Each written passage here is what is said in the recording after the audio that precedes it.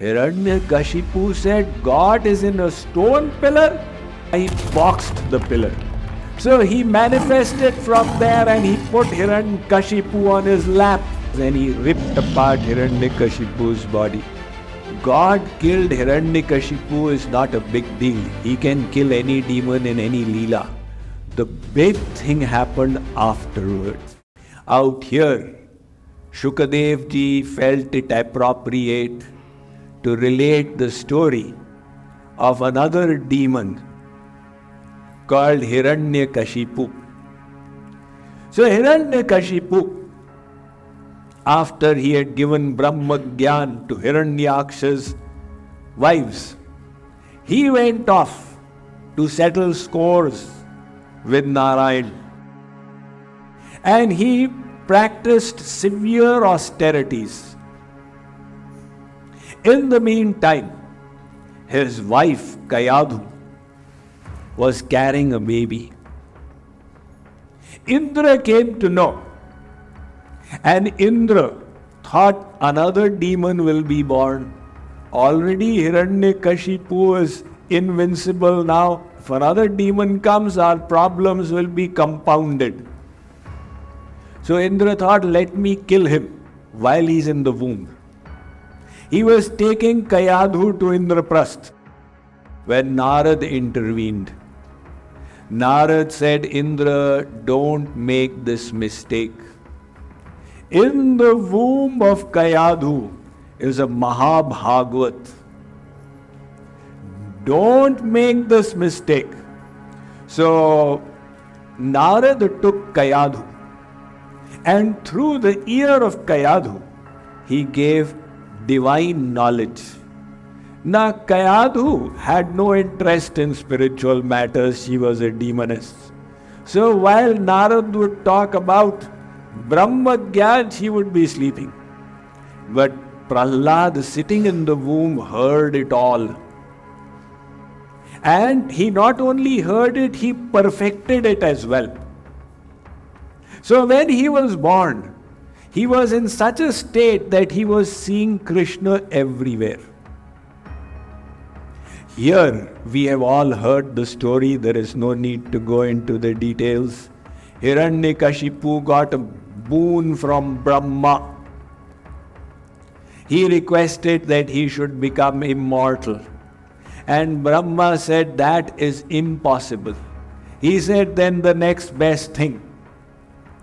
I should not die in the day or in the night, in the sky or on the land, by a man or a beast, by Shastra or by Astra. Brahma ji said, Tathastu. Now what Hiranyakashipu did not realize was that the intellect works by the power of God.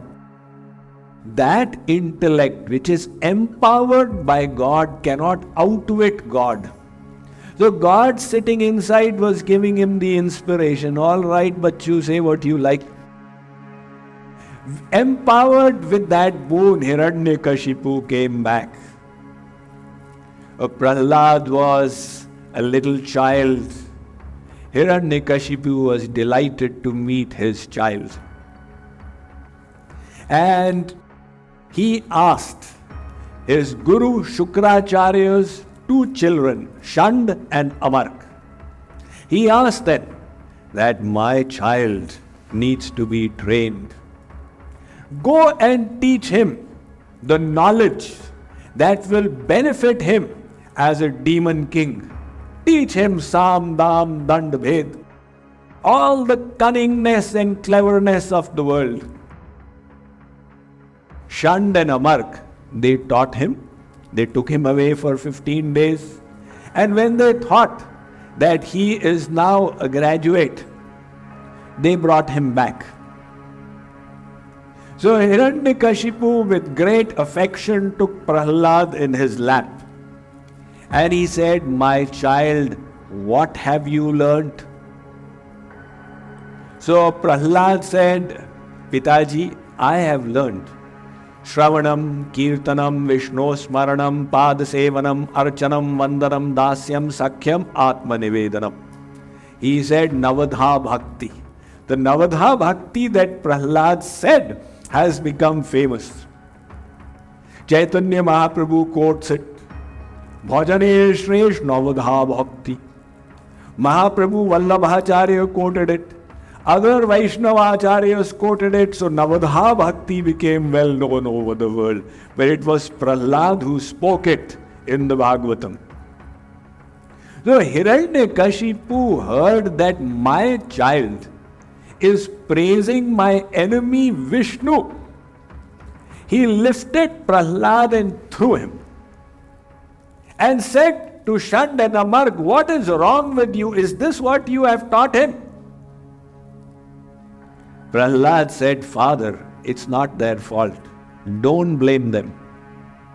Can bhakti develop merely by anybody's teaching like this?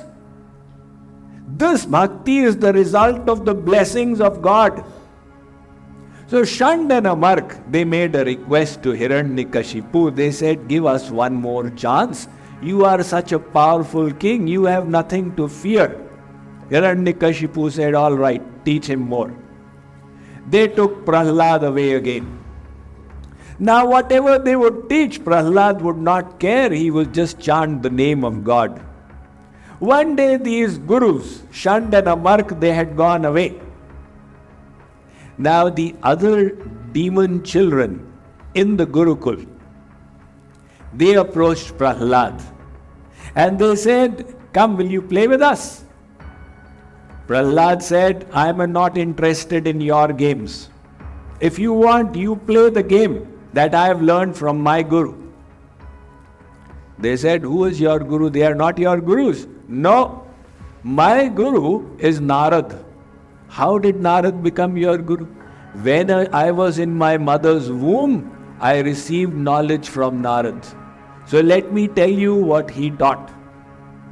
He handed them some manjiras and he taught them how to do kirtan. When Shand and Amark came back, they found the whole Gurukul of demon children doing kirtan. They said that one bad potato spoils the whole bunch. They said that you cannot improve. Come on, we are going to report you to your father. So Prahlad told his classmates, you carry on doing the kirtan, I will meet him and come back. They said, no, we prefer to come with you. So they accompanied Prahlad. So this little mandali of demon children, they walked towards Hiranyakashipu's palace. Out there, Hiranyakashipu was in the veranda when the catchy sound of the kirtan came. And it thrilled him. He started swaying from side to side. Until he realized they are chanting the names of Vishnu, he controlled himself. Now this time, when they came, and Chandamark said that your child is incorrigible, he will not improve. Hiranyakashipu then delivered the instruction, get him killed. Of course, we all know what happened. The servants of Hiranyakashipu tried in various ways. They tried to squash him under the foot of the elephant, and they put him in a pit of snakes, etc., etc. Holika, Hiranyakashipu's sister, she sat with Prahlad in the fire, but in no way were they able to kill him. So they brought him back, that what kind of a child is he? We have been unable to kill him. Hiranyakashipu, he at that time asked Prahlad, Quo sau, this Narayan whom you worship, where is he? The Prahlad answered, Sa Sarvatra. Father, my Narayan is everywhere. But Prahlad pointed in 4 directions. He is inside you as well, and he is giving you the power to speak. He is inside me also. He is also in this blade of grass and in this stone pillar. Hiranyakashipu said, God is in a stone pillar? Huh? Katham stambhena drishyate. Why can't I see him there? Stambham tata dati balaswa mushtina. He boxed the pillar. But God made the stone pillar as his father in this avatar. And he gave us all the instruction, look, I am everywhere. I am of course in the temple. And you must come to the temple to increase your devotion. But when you go out, don't think I am not outside. The whole world is my temple. That is the message in this teaching. So he manifested from there and he put Hiranyakashipu on his lap and said, look, you rascal, it is neither day nor night, it is Sandhya. I am neither man nor beast. I have the head of a lion and the body of a human. And you are neither on the sky or the earth, you are in my lap. I am not killing you with any shastra or astra, I am killing you with my own nails. And he ripped apart Hiranyakashipu's body. So at that time, when Narasimha Bhagavan killed Hiranyakashipu, the celestial devatas, they bestowed flowers. Boliye Narasimha Bhagavan ki! God killed Hiranyakashipu is not a big deal. He can kill any demon in any Leela.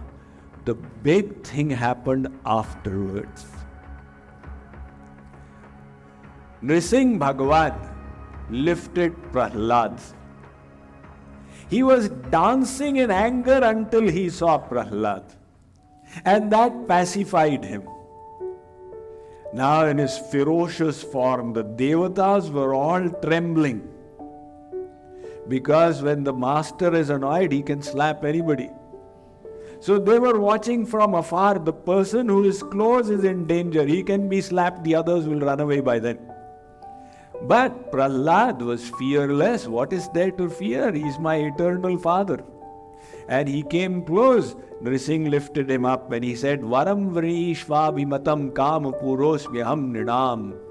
My child, Vats, I am extremely pleased with your devotion. Ask what you want. Prahlad responded astonishingly. He said, Yasta ashisha ashaste nasa bhrityah savaivanik. O my master, if I ask you for something, I will not remain your servant. I will become a businessman. I have done this for you, now you do this for me. I have offered Savase Laddu Bhog, now you get my child to become all right. He said, if I start asking you, I will become a businessman. Maharaj, how are you saying ask? Have you detected a flaw in my heart? You are Antaryami? Narasimha Bhagavan became quiet. Whenever I meet anybody, I say, ask for a boon. And here is this little child who says, I am not a businessman, I am your servant. So Narasimha was silenced. And Prahlad did not stop there. Prahlad said something that became historical. He said, Yadirasisha me kaman. He said, Maharaj, if you do have to give, Kamanam ridya sanroham bhavatastu vrine varam. In that case, I ask you for one boon. It is possible, it is your rule that you have to give. And as a servant, it is my duty to follow your instructions. If the master is saying ask, then the servant has to ask. So Maharaj, I ask for this. That you make my heart such that in future I never ever ask you for anything. In other words, he is asking that he should never ask for anything ever in future, thereby sealing his Nishkam Bhakti. You see, bid mange moti mile, Mange mile na bhik. What will we ask from God? Broken pieces of glass. And if we don't, God will give us the highest thing. He will become a servant of the devotee. So the way to get from God is not by asking, but by giving. So Narasimha Bhagavan, he blessed Prahlad. Prahlad said, Maharaj, may all the souls in the world be liberated. May my father attain welfare. Bhagavan said, your father Prahlad, by virtue of your devotion, 21 generations of your ancestors are blessed by me. Asfotayanti pitaro nrityanti cha pitamaha madvanshe vaishnavo jata sanastrata bhavishyati. When a pure devotee of God is born in any dynasty, the ancestors in the celestial abode start clapping. By virtue of his devotion, we will receive blessings. Bhagavan said, Prahlad, I will need you to be king. And after your time is up, you will come to my abode. Prahlad ruled as a great king.